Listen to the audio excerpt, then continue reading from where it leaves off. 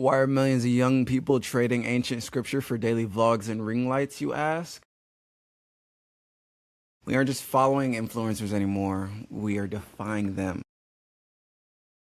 They are modern day prophets. And a new digital age is this algorithmic becoming of a god. All right? And the comment section is our only path to absolution. Hi, my name is Samuel Lubega. Welcome to another episode of the Samuel Lubega podcast. This will be episode 8. Going to be taking a little bit of a deep dive on the glorified version of the Creator and talk a little bit about where we are in our digital age, especially as we come to the tipping point with AI and how we've all chosen to identify ourselves in this new modern age. I was hanging out the other day at a Kroger getting some ice cream, and I got like a bar stone. It's like DiGiorno. I got this pizza because I wanted to get some din and hang out and have a good time and watch a movie. And it was one of these weird things where they had locked the doors to the entrance to the Kroger, and it was only like 7:30, and I'm looking around like, man, is this closed? And I walk up and it looks closed, and then there's a couple behind me, and they're like on their phone, like nervous, like what are we supposed to do? And then there's another guy who's like kind of off on the shoulder to me in front of me, and he's also on his phone, just like, I guess, waiting. And it was so funny because I go, is this locked? Are they closed? And then both of them out loud go, oh yeah, we're trying to find out. And so then I take a left, and you know how they have the exits to the grocery stores that you can kind of like walk in, and you're not supposed to, it's just like to help the flow of traffic. And so I walk over there, I'm like, hey, it's like this 15-year-old working with the vest, and I'm like, hey, are you guys closed? And he's like, no. Then I was like, can I, that door, you know that door's locked? And he's like, what? And then I just walk in, and then the couple behind me follows me, and the other guy just like, I guess, waddles his way down. And it was pretty frightening to realize just how many people go through the flow of things. Like, nobody thinks for themselves unless they have to. And I think where we are at with our relationship with modern technology is that we don't really know how to create in an era where everything is judged all the time, or everything's seen all the time. And you can only stay in the basement of your own thoughts and avoid failure for so long before you have to go ahead and take a shot, jump off the porch, and see what happens. And I think a lot of us never really get to that point because it's really difficult. So we end up just like, waiting for somebody to tell us that the door to Kroger is not working. And so what that looks like in a culture is that people are left empty where they should be fulfilled. Like,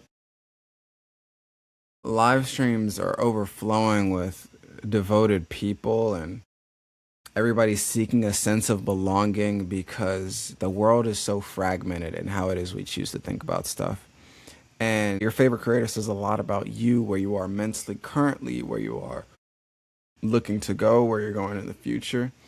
And bots are kind of like this level of ideology that then either feeds or attacks this delivery of message. I don't really know if that will resonate. And what happens is that this new digital era of attention becomes a form of belief that then supersedes thought or supersedes self-actualization. And what that can look like is, you finding your favorite. I mean, there was a whole timeout. I'm in a segment. There was a whole breakaway with, looks maxing for a while. And yes, if you're like very casual about the idea, like most people are, they don't really know about it. It's just like a couple of things where it's like, okay, that's looks maxing. Maybe like a 12-year-old puts you on game. I don't know. But I looked into it, and it was this creator who had over 1 million followers, and he had kids by the tens of thousands, you know, literally practicing breaking their jaw structure so that they could look a certain way, right? Which is crazy to think about when you like sit down and breathe with it for a moment. But the idea that if you amass a following big enough that your extremists will then breed themselves, kind of a thing. And so right now, what that means, we're sitting in a world that's witnessing the death of a natural worship and kind of slipping into this digital deity area where we don't really recognize people as people anymore, or we don't recognize our content as content anymore. We see it all as a show, and AI has only added to that show of illusion. And we expect that same show of illusion and attention seeking with the real people that we interact with on such a platform. And obviously, the platforms themselves reimburse that way of thinking. And so that leaves a lot of people searching for meaning and searching for answers and virality and turning followers into a congregation of people that would do anything for them. And I don't really know what that means for the future, but what I can say is that there is a power in understanding the full nature of your relationship with the content that you interact with. Many never get to have that self-realization because life is allowed to move so fast that the entertainment that you have is simply only viewed in that lens of entertainment. You don't realize how you are programming yourself. You don't get to sit and ruminate with the fact that maybe all I do watch is drama and heartbreak, and then I wonder why the only things that I laugh at that are relatable are things that have to do with the drama and heartbreak, or you know, for a lot of people, athletics in itself is a protective landscape because it puts the lens through a life that has rules and regulations and winners and losers, something that goes and becomes very vague and gray when you introduce them into a world that constantly only does things for views. Like, you can take your favorite basketball player or baseball player or football player, and they'll have a press conference interview where they state 8 things that happened in the game that they lost that was really, really close, right? And then clip farmers, a level of creativity goes into taking the extreme out of things, will then create 8 different versions of the same 30-second response, right? And knowing that you live in that reality isn't necessarily a bad thing unless you're mindful about it, you're in control about it. You can at least take it for what it is, because for the creators in that world, for the people who actually do put their art out there, who do put, you know, their information, they put their intellectual property, they try to make the connections that I think you can only have through a platform. Like, you can only have the level of influence with the amount of people through platforms that allow you to speak trans globally, that allow you to, you know, touch a lot of people at one point. And it's a dual-edged sword, because a lot of the people that you want to try to inform get caught up in the wave of information so much to the point where they're never able to find their footing again. And I think the Kroger example was just one, but there are so many day-to-day instances where I think you find people who just kind of look at you and they speak to you as if you're a Google search engine and not a person, and they interact with other people in the same way you would interact with, you know, a search bar or Instagram comment section, you know. And I think the vernacular that we're taking out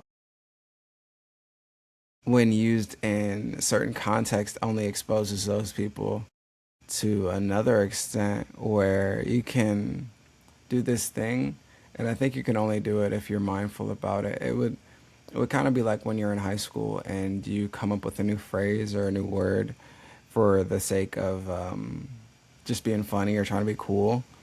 And you do that and you create a saying for like you and your four friends. I think we are in a position where, you know, that phrasing of creating something for you and your friends is now something to where you try to jar the most reaction out of certain people. I think the thing that's trending right now is Quiet on the Creek. Everybody talks about, this phrase that comes from a popular streamer. But I think even in the search for something that's viral, we lose a lot of context and then we try to reinvent that context that fits something for whatever we want to talk about. Like, it's if I said, that's tough, right? Like, that's tough.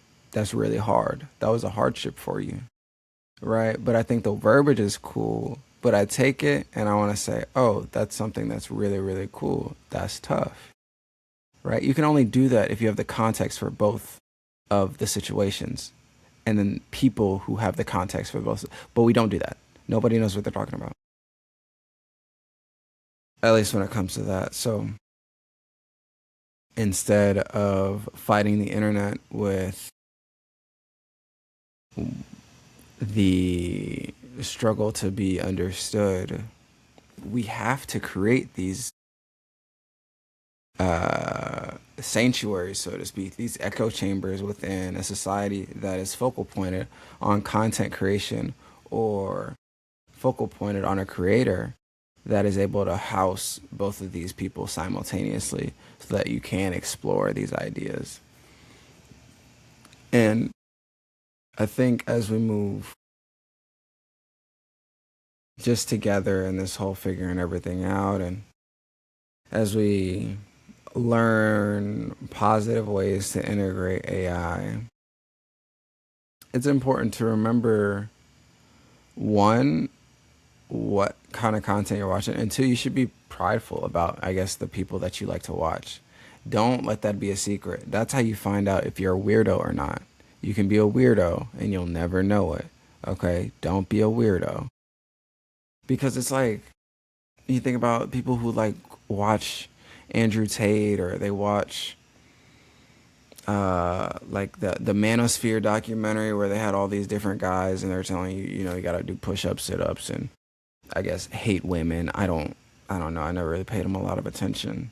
But like, even after watching a documentary like that, it kind of exposes that those creators simply saw that, a lot of younger children were insecure about themselves, as any 13-year-old, 14-year-old person would be. And they saw it as a market to capitalize on, and they did.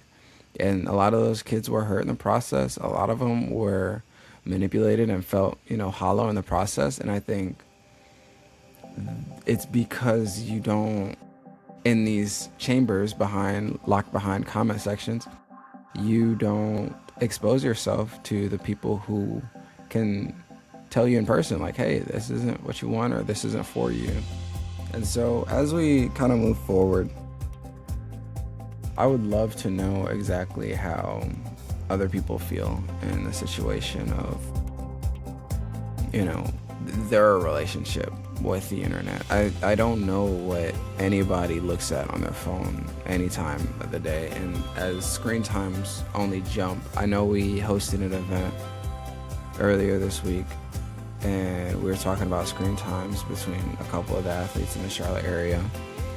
And I think the average is like 6 to 8 hours for 14-year-olds. And I was sitting down with one guy and I was like, hey man, what do you like to watch all day? And it's like, he couldn't even list off what he was looking at. I think that's a very concerning thing to say out loud, especially when it's so pivotal to your growth as a human being. It's similar to this type of books to read. The type of books that you read say a lot about you. The type of music that you listen to says a lot about you. And as we stop reading books and there are less cult classic songs, it's a lot harder to find exactly what kind of creations you like to play around with and pay attention to.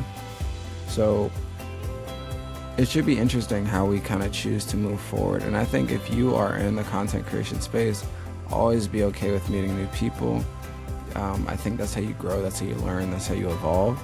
The people who don't like to meet or at least learn from others, they can do a disservice to some of the people that then they take on the onus of shepherding. I don't know if that's too meta or too obscure of a topic for this channel, but like I said, I got a goal to keep posting, and so that's gonna be the episode for today. I hope you guys enjoyed it a little bit, and if not, go ahead, dislike button, and I won't see you in the next one. But if you did, stick around. Go ahead and follow my Instagram, my YouTube, my Substack. It's all Sam Hates AI. And I'll look forward to seeing you guys in the next one. Always make sure to double check to see if your phone's charging. Say hello to my spy family. And peace.